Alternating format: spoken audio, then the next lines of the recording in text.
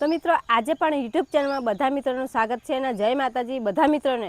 ને આજે આપણે એક એવી વાત કરવાની છે, આકડિયા વિશે આપણે આજે વાત કરવાની છે. તો આકડિયાના કયા કયા આપણને ફાયદા થાય છે? 3 ફાયદા આપણને મોટા થાય છે. તો આકડિયાના કઈ રીતે આપણે ઉપયોગ કરશું તો એના આપણને ફાયદા થશે. તો તમને જૂનામાં જૂનો જો ઢેંચણનો દુખાવો હોય ને તમે ઘણી બધી દવાઓ કરી હોય, ટ્યુબો લગાવી હોય, જાત જાતની ક્રીમો પણ તમે લગાવી હોય ને તો પણ તમને દુખાવો ના મળતો હોય ને તમે ગોળીઓ પણ ઘરી હોય મેડિકલ સ્ટોરમાંથી લાવીને તો પણ તમારા દુખાવો તમને ના મળતો હોય તો આજે જોરદાર એક ઉપાય હું તમને બતાવું. તો આ ઉપાય તમે એક જ વખત કરી લેશો ને તો તમારા જીવનભરનો ઢેંચણનો દુખાવો ગાયબ થઈ જશે. બીજો એક ઉપાય આકડિયાના પાનનો શું ફાયદો થાય છે એ પણ હું તમને બતાવું. તો તમે ખેતરની અંદર જતા હોય તો તમે પાણી વાળતા હોય પાવડાથી, આમ જોશથી આપણે પાણી વાળીએ નાખું બધે એટલે આપણા પેટમાં ભરાવો થાય ને તમે પારિયા બતતા હોય કે પછી તમે કોદાળીથી ગોળ મારતા હોય તો પણ આપણા પેટની અંદર આપણા કામ કરે એટલે પેટની અંદર આપણને જોર આવે એટલે આપણને ભરાવો થઈ જાય ને દુખવા માંડે પછી પેટની અંદર તમે ખાવ ને તો પણ તમારાથી ખવાય જ ના, તમારું પેટ ભરેલું ભરેલું લાગે. એટલે તો આ આકડિયાનો ઉપાય આપણે કરવાનો છે ને કઈ રીતના કરવાનો છે ને શું શું વસ્તુ એની ઉપર આપણે લગાવવાનું છે એ પાન ઉપર એ પણ હું તમને બતાવશું. તમે વિડીયો પૂરો જોજો તો તમને ખબર પડશે. ત્રીજો ઉપાય આકડિયાના પાનનો શું ઉપયોગ થાય છે અને શું ફાયદો થાય છે એ પણ હું તમને બતાવું છું. તો આપણે ગમે તે જગ્યાએ તમે ફરવા ગયા હોય, કારમાં ગયા હોય કે ઇકોમાં ગયા હોય કે બસમાં ગયા હોય તો ગમે તે સાધનમાં તમે જતા હોય ને તમને વામેટ થવાનો પ્રોબ્લેમ હોય તો એ વામેટ પણ આકડિયાના પાનથી તમને બંધ થઈ જશે. અને કઈ રીતના બંધ થઈ જશે એ પણ હું તમને વિડીયોમાં બતાવું છું, પણ તમે વિડીયોમાં બનાવી રહેજો. તમે જ્યારે પણ આકડિયાનું પાન તોડવા જાઓ ત્યારે એટલું તમે ધ્યાન રાખજો કે આકડિયાનું પાન તોડતા કે ડોખરી કાપતા આપણી આંખની અંદર એનું દૂધ ના પડવું જોઈએ. ન જો દૂધ પડશે તો તમારી આંખને નુકસાન કરશે. તો આપણે એક આકડિયાનું પાનું તોડી લેવાનું છે આ રીતના.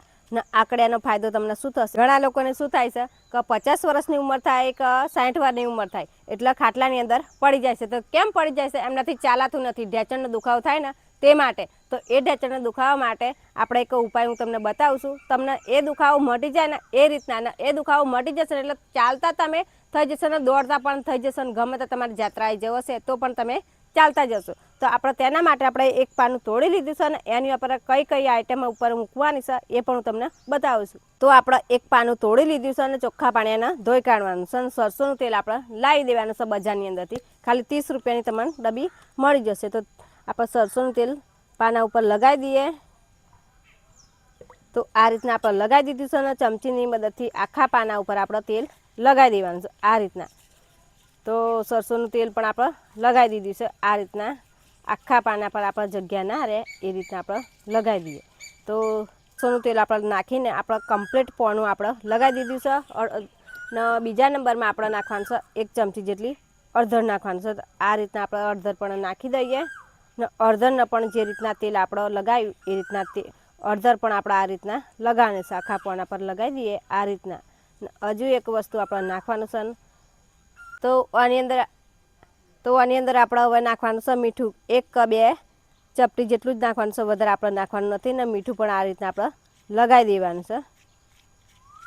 આ રીતના આપણે મીઠું લગાવી દીધું છે. આ પાનું હજુ આપણે તૈયાર થયું નથી ને આ પાનાને આપણે શું કરવાનું છે? ગેસ ઉપર 5 મિનિટ કે 10 મિનિટ આપણે ગરમ કરવાનું. ગરમ ચો લગીર કરવાનું કે એ પાનું નરમ થઈ જાય ને તો લગીર. પાછું હપ્પું આપણે બારી મૂકવાનું નથી ને ગરમ થઈ જાય એને નરમ થઈ જાય પાનું એટલે પછી આપણે એને ગેસ પરથી ઉતારી લેવાનું છે. અને પછી ઠંડુ થાય થોડું જ આપણે આમ ભરાય ને એટલું હોય ને તો પછી આપણે ઢેંચણ પર પાટાથી બાંધી દેવાનું. આ રીતના આપણે આમ ઊંધું મૂકીને પાટાથી આપણે બાંધી દેવાનું છે. એ પછી તમારે રાખવાનું છે. આ પાનું તમારે ક્યારે બાંધવાનું છે? કે રાત્રે તમારે સુવાનું થાય ને ત્યારે જ બાંધવાનું છે. કે દિવસે બાંધશો ને તમે હેડ ચાલ કરશો એટલે ઢેંચણમાં એટલે ખસી જશે. એટલે રાત્રે તમારે સુવાનું થાય ત્યારે બાંધી દેવાનું છે. અને પછી સવારે ઉઠીને તમારે એ પાનું છોડી નાખવાનું છે. અને પછી તમે તમારા ઢેંચણ તમે જોશો ને તો પથ્થરને પણ તમે લાત મારીને તોડી નાખશો ને એટલો મજબૂત તમારો પગ થઈ જશે. અને જીવનભર તમારો દુખાવો થાય જ નહીં. દુખાવો હશે ને એ તમને ગાયબ થઈ જશે.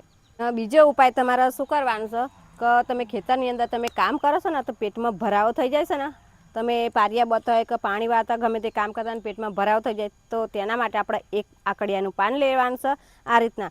તમારે અમે તો એક જ લીધું સેમ્પલ બતાવે પણ તમારે 3 લેવાના છે. 3 પાન આ રીતના આપણે ગોઠવી દેવાના છે. અને પછી એની ઉપર શું લગાવવાનું છે એ પણ હું તમને બતાવું છું. આપણે શું કરવાનું છે કે તેના માટે આપણે દિવેલનું તેલ લાવવાનું છે. તમે કંઈ પણ દુકાને જશો ને દિવેલનું તેલ તમને માગશો તો આપી દેશે. તો આ રીતના આપણે દિવેલનું તેલ લગાવી દેવાનું છે આખા પાના ઉપર આ રીતના. તો જે તમે 3 પાના લો ને તે 3 પાના પર આ રીતના તમારે તેલ લગાવી દેવાનું છે. અમે તો ખાલી સેમ્પલ બતાવવા માટે એક જ પાન લીધું હતું તો આપણે દિવેલનું તેલ લગાવી દીધું. દિવેલનું તેલ એટલે દિવેલાથી જે તમે ખેતરમાં કરો છો ને એ દિવેલા એનું તેલ.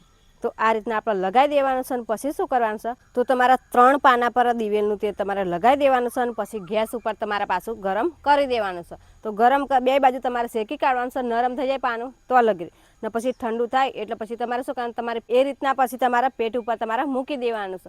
ને સીધું તમારે સૂઈ રહેવાનું છે 2 થી 3 કલાકના. એ રીતના તમારે ના સૂઈ રહેવું હોય તો ગમે તે મોટું કપડું હોય એ કપડાથી તમારે પાટો બાંધી દેવાનો છે. તો જે તમારા પેટની અંદર જે ભરાવો થયો છે એ પણ ઓછો થઈ જશે. બિલકુલ રહે નહીં તમારા પેટની અંદર ને પેટ એકદમ મુલાયમ ને એકદમ પોચું રૂ જેવું થઈ જશે. ને ફરીથી તમારા ખોરાકાઈ લેવાશે ને ફરીથી તમારે કામ કરવું છે તો પણ તમારાથી થશે. એટલા ફાયદા તમને આકડિયાના પાનથી ને એરંડાના તેલથી તમને થશે. અને જે આપણા ગયડા હતા તાણા ડૉક્ટર નહોતા ત્યારે શું કરતા, ખેતરમાં બધા કામકાજ કરતા ત્યારે પણ ઘરે આવીને આ જ ઉપાય કરતા. ત્રીજો એક ઉપાય, કોઈ પણ વ્યક્તિ બહાર જાય ત્યારે કારમાં બેહ કે ઇકોમાં બેહ કે બસમાં બેહ, ગમે તે સાધનમાં બેહ એટલે એમને શું થાય, વામેટ ચાલુ થઈ જાય છે. તો વામેટ બંધ થઈ જાય ને આપણે વામેટ ના થાય એ માટે આપણે શું કરવાનું છે કે ગમે તે તમે બહાર જતી ફેરા તો આકડિયાનું એક પાન લેવાનું છે.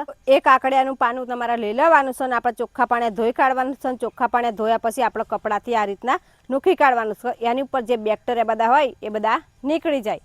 ને પછી આપણે શું કરવાનું છે, કંઈ બહાર જવાનું હોય એટલે આપણા પરસની અંદર મૂકી દેવાનું છે. ને પછી તમે બસમાં કે ગમે તે કારમાં તમે બેસો ને તમને એવું લાગે કે હા મને હવે વામેટ થવાની છે તો પછી તમારે આ પાનું તમારા પરસની અંદરથી કાઢીને પછી તમારે શું કરવાનું છે, તમે મોજડી પહેરતા હોય તો મોજડી, બૂટ પહેરતા હોય તો બૂટ, ગમે તે તમે ચંપલ પહેરતા હોય તો આ રીતના આપણે મૂકી દેવાનું છે. ને પછી આપણે મોજડી પહેરી દેવાની છે આ રીતના. તો તમને એ વામેટ થતી હશે ને તો પણ તમને બંધ થઈ જશે. વામેટ ફરી તમને થાય જ નહીં. તો આ પાનું તમે મૂકશો ને એટલે તાત્કાલ ધોરણે જ તમને વામેટ બંધ થઈ જશે. અને તમે ગમે એટલી લોબી મુસાફરી તમે કરશો ને તો પણ તમને વામેટ ફરી થાય જ નહીં. પણ જેને પણ વામેટ થવાનો સમસ્યા હોય એને પણ આ પાન જોડે જ રાખવું આકડિયાનું. તો તમારે આ પાન તમે ગમે એટલી મુસાફરી કરો, લોબી મુસાફરી કરો ને તો પણ તમારે વધારે વાર મૂકી રાખવાનું નથી. ખાલી 15 થી 20 જ મિનિટ મૂકી રાખવાનું છે. પછી એ પાનું તમારે કાઢીને તમારા પર્સની અંદર તમારે મૂકી દેવાનું છે.